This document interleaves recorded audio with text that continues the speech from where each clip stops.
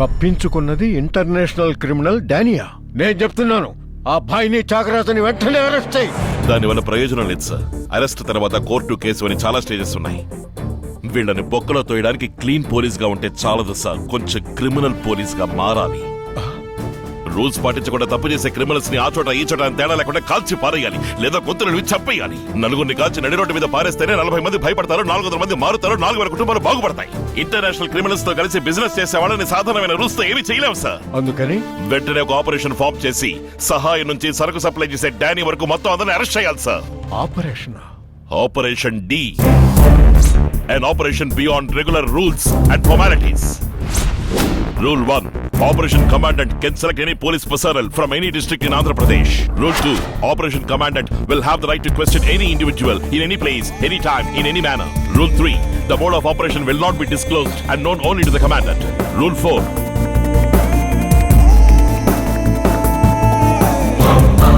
Rule 10.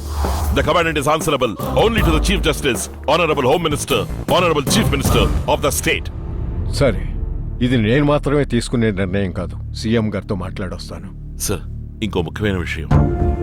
రాజకీయ పరిస్థితులకి లొంగిపోయి ఈ ఆపరేషన్ ని క్యాన్సిల్ చేయను అని నాకు గ్యారంటీ ఇవ్వండి సార్. గోదావరి జిల్లాలోనే పుట్టి పెరిగాను. నా కుటుంబం, బంధుమిత్రులు ఇలా ఎందరో ఈ జిల్లాలోనే ఉంటున్నారు.